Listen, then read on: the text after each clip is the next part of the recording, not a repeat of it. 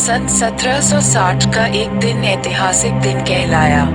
उस दिन उस समय के एक प्रसिद्ध चिकित्सक डॉक्टर एरोस्मस डार्विन एक मरीज को देखने गए। वह मरीज एक युवा बर्तन निर्माता था जिसका नाम जोसियाह वेजवुड था। सन 1731 में जन्मे डॉक्टर एरोस्मस डार्विन ने चिकित्सा विज्ञान की पढ़ाई कैम्ब्रिज विश्वविद्यालय से पूरी की थी। कैम्ब्रिज व एडिनबर्ग में पढ़ने के पश्चात उन्होंने लिचफील्ड में प्रैक्टिस प्रारंभ की। डॉक्टर डार्विन को शीघ्र ही खासी लोकप्रियता हासिल हो गई क्योंकि उन्होंने एक मरीज के बहुत बिगड़े हुए रोग को अपने नवीन उपचार के तरीकों से ठीक कर दिया। इस युवा मरीज का इलाज उनसे पहले अनेक डॉक्टरों ने किया था, पर गलत तरीके से इलाज के कारण मरीज की हालत निरंतर गिरती जा रही थी। जब डॉक्टर डार्विन ने इलाज प्रारंभ किया तो मरीज की स्थिति में तेजी से सुधार प्रारंभ होने लगा। इससे उन्हें अभूतपूर्व लोकप्रियता मिली और वे न सिर्फ लिचफील्ड में प्रसिद्ध हुए वरन उन्हें राष्ट्रीय व अंतर्राष्ट्रीय स्तर पर ख्याति मिलती चली गई। पर लंबे कद के भारी डीलडॉल वाले डॉक्टर एरोस्मस डार्विन जो विग भी लगाते थे, अनेक रुचियों वाले थे और वे अपना चिंतन चिकित्सा विज्ञान तक सीमित नहीं रखते थे। समकालीन आविष्कारक व उद्योगपति जेम्स वॉट, मैथ्यू बुल्टन उनके घनिष्ठ मित्रों में से एक थे। ये लोग उस भाप के इंजन में सुधार करने में लगे थे जिसने आने वाले समय में इंग्लैंड का नक्शा ही बदल दिया। पेशे से चिकित्सक डॉक्टर डार्विन को इन प्रयासों का मूल्य पहले ही समझ में आ गया और उन्होंने बुल्टन से प्रस्ताव किया कि क्यों न साझेदारी में एक फर्म खोली जाए जिससे भाप की शक्ति से गाड़ियां चलाई जाएं। डार्विन ने इसका पेटेंट हासिल करने की भी योजना तैयार की, पर यह योजना चल नहीं पाई। दुखी डॉक्टर ने अपनी असफलता के दुख को एक कविता में उड़ेला। यह कविता दुखी डार्विन के हृदय से तब फूटी जब वह अपने गम भुलाने के लिए ग्रामीण इलाके में चांदनी रात में टहल रहे थे। कविता का सार इस प्रकार था: हे भाप, तुम पर अभी तक कोई विजय नहीं पा सका है, पर जल्दी ही तुम्हारे सहारे जहाज धीमी गति से आगे बढ़ेंगे, तेज कारें दौड़ने लगेंगी, अपने चौड़े चौड़े पंखों के जरिए उड़ने वाले रथ आसमान की ऊंचाइयों को चूमेंगे।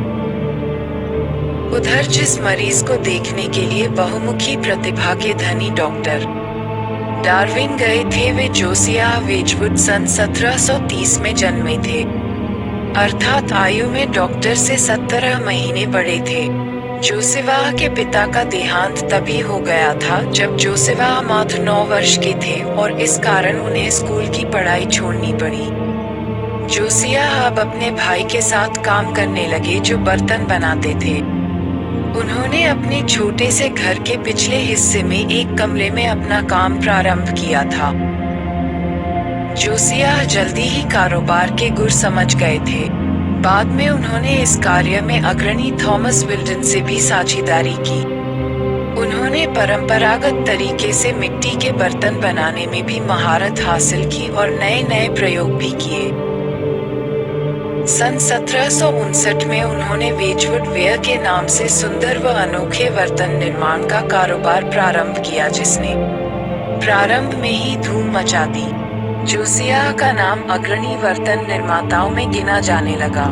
उन्होंने अपने बेहतरीन बर्तन तत्कालीन महारानी कैरोलिन को भेंट किए जिन्होंने उन्हें शाही बर्तन निर्माता की उपाधि प्रदान की। यही नहीं, रूस की साम्राज्य कैथरीन ने उन्हें डिनर सेट तैयार करने का बहुमूल्य ऑर्डर दिया जिसमें इंग्लैंड के प्राकृतिक नज़ारों के 1300 खूबसूरत दृश्य अंकित करने थे।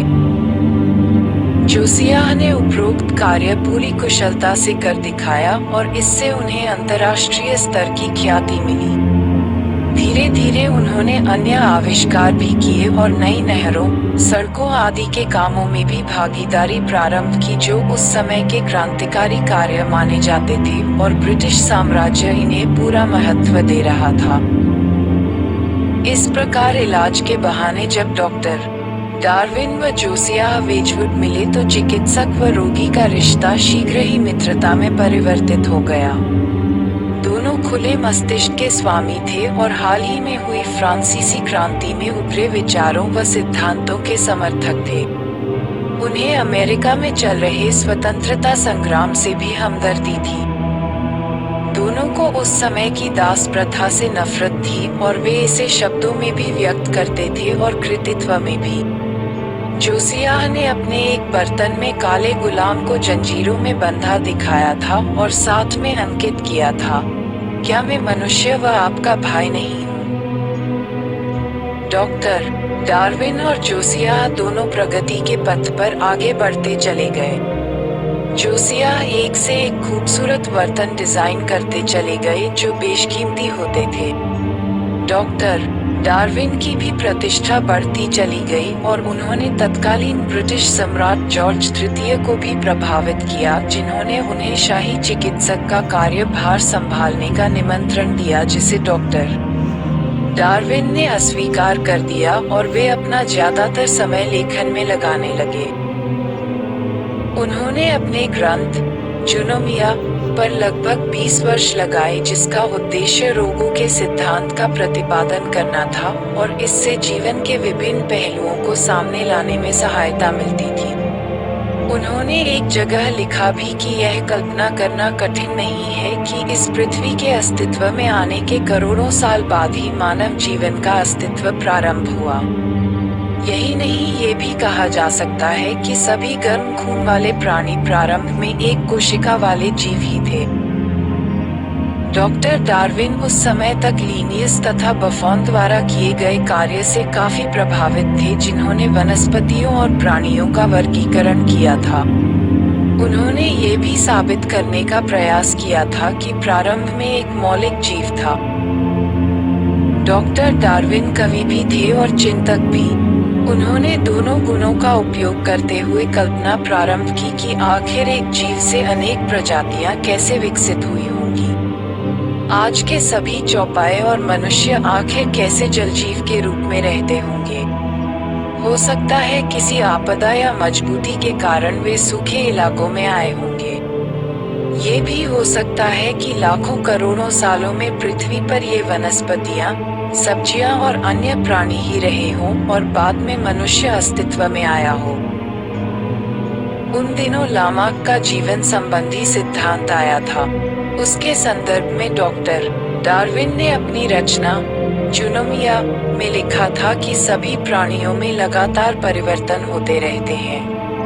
इनमें से कुछ परिवर्तन उनके अपने प्रयासों से होते हैं जो उनकी इच्छाओं की पूर्ति के लिए होते हैं, जबकि कुछ उनमें संतुलन के कारण होते हैं। इस प्रकार उस समय अनेक देशों, स्वीडन, फ्रांस आदि के वैज्ञानिक भी जीवों की उत्पत्ति के संदर्भ में अधिक से अधिक जानने में लगे हुए थे, पर लोग इस प्रकार के सिद्धांतों जैसे एक कोशिका वाले प्राणियों से गर्म खून और ठंडे खून वाले प्राणियों की उत्पत्ति हुई थी को आसानी से मानने के लिए तैयार नहीं थे।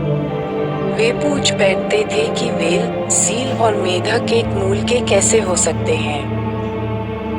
इस समय प्राणियों को कृत्रिम रूप से परिवर्तित करने के प्रयास भी चल रहे थे।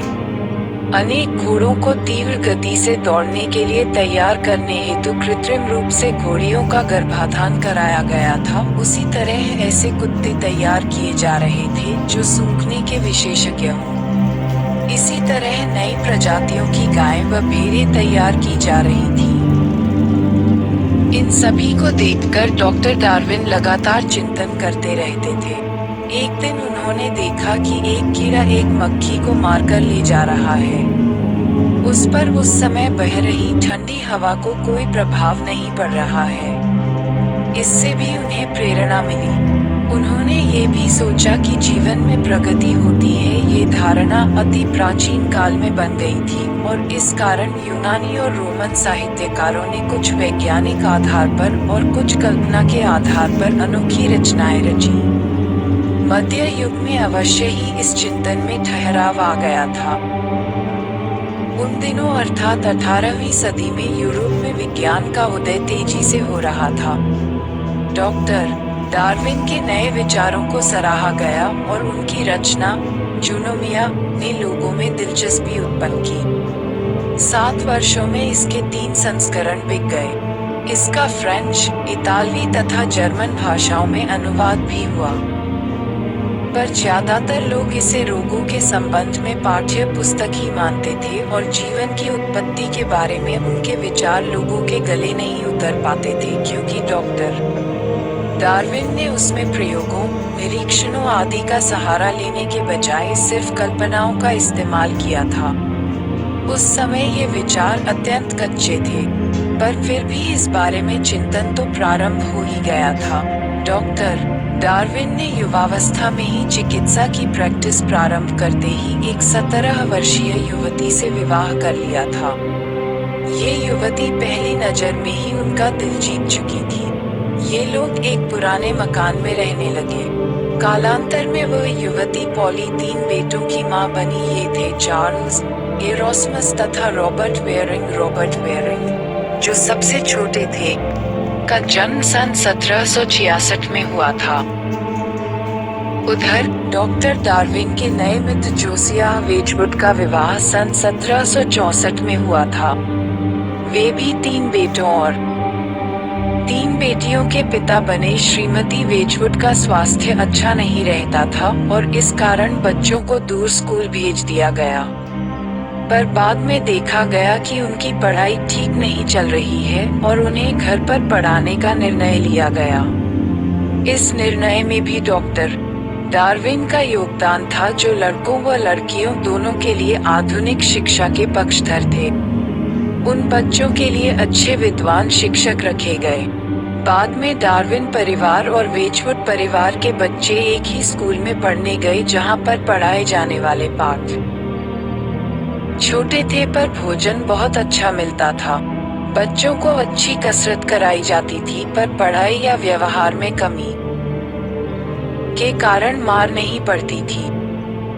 यहीं से रॉबर्ट वेयरिंग डार्विन और सूजना, जोसियाह की बेटी, में बचपन की मोहब्बत प्रारंभ हो गई। प्यार में बाधा उत्पन्न होने का कोई सवाल ही नहीं था। रॉबर्ट को बाद में चिकित्सा विज्ञान के अध्ययन के लिए एडिनबर्ग भेजा गया, पर प्रेम चलता रहा। सन 1796 में रॉबर्ट तथा सूजना के विवाह के साथ ही डार्विन परिवार और वेजवुड परिवार के बीच अब तक चली आ रही मित्रता रिश्तेदारी में बदल गई। हालांकि इस दिन को देखने में पूर्व ही, विवाह के 1 वर्ष पूर्व, जोसियाह का देहांत हो गया था। बुआ डॉक्टर रॉबर्ट डार्विन भी एक कुशल चिकित्सक थे। उन्होंने सूरस्वरी में प्रैक्टिस करने का निर्णय लिया, जो एक पुराना शहर था और एक पहाड़ी के ऊपर बसा हुआ था। इससे होकर एक नदी भी बहती है, जो सर्पिल रास्ते से बल खाते हुए आगे बढ़ती जाती थी। उन दिनों लोग 19वीं सदी के आगमन का इंतजार कर रहे थे, पर यह शहर उस समय अपनी मध्यकालीन इमारतों के लिए जाना जाता था, जिनमें से एक दीवार और नदी के किनारे बसा किला अतीत की दास्तान बयान करते हुए मालूम पड़ते थे। डॉक्टर डार्विन तथा सृजना ने खुसबली में अपना घर बसाया, जहां पर हर सर्दियों में कुलीन लोग आकर रहते थे। डॉक्टर की प्रैक्टिस भी अच्छी चलती थी। सूजना ने एक के बाद एक संतानों को जन्म दिया। दोस्तों, आज के लिए इतना ही। वीडियो अच्छा लगा तो वीडियो को लाइक करें, चैनल को सब्सक्राइब करें और बेल आइकॉन दबाएं हमारे वीडियोस की नोटिफिकेशन सबसे पहले पाने के लिए।